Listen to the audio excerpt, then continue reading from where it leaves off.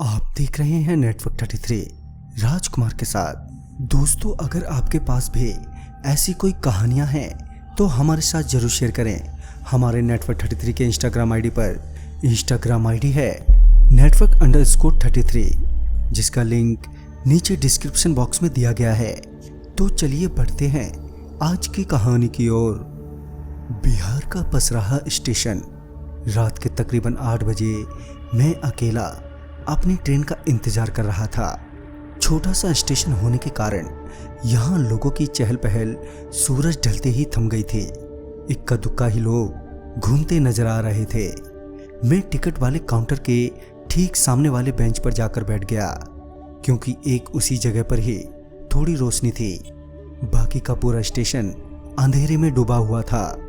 जो एक दो लोग स्टेशन पर नजर आ रहे थे, मुझे उनसे डर लग रहा था, क्योंकि मैं पहली बार ही इस छोटे से स्टेशन से ट्रेन पकड़ रहा था, वो भी अकेले। मेरी ट्रेन रात के लगभग 9 बजे की थी। मैं मन ही मन यही सोच रहा था कि कहीं ट्रेन लेट ना हो जाए। और तभी अनाउंस हुआ कि ट्रेन अपने निर्धारित समय से आधे घंटे लेट चल रही है। जब आधे घंटे इंतजार करने के बाद ट्रेन आई तो मैं अपना सामान लिए ट्रेन में चढ़ने के लिए तैयार हो गया। और जैसे ही ट्रेन प्लेटफार्म पर रुकी तो मैं अपनी बोगी ढूंढने लगा। मैं अपनी बोगी की ओर बढ़ ही रहा था कि कोई मुझसे बड़ी जोर से टकराया, जिस वजह से मैं अपने सामान के साथ सर के बल गिर पड़ा।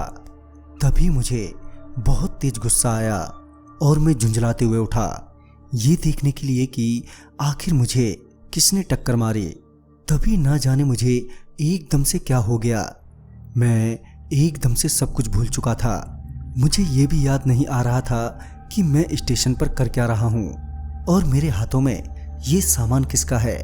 अपने आप को उस सुनसान स्टेशन पर पाकर मैं बदहवास हो गया था। फिर मैं वहीं स्टेशन के बेंच पर बैठ गया और दिमाग पर जोर देने लगा कि मैं यहाँ कैसे आया और मुझे जाना कहाँ है। मैं अभी अपने दिमाग पर जोर देते हुए याद करने की कोशिश कर ही रहा था कि मुझे कुछ सुनाई दिया।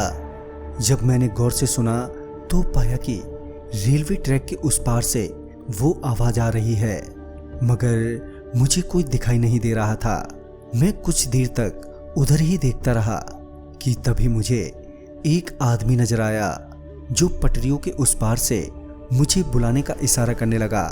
उसे यूं बुलाता देख मुझे लगा कि शायद वो मुझे जानता होगा, जिस वजह से मैं उस बेंच से उठा और उसकी ओर बढ़ने लगा।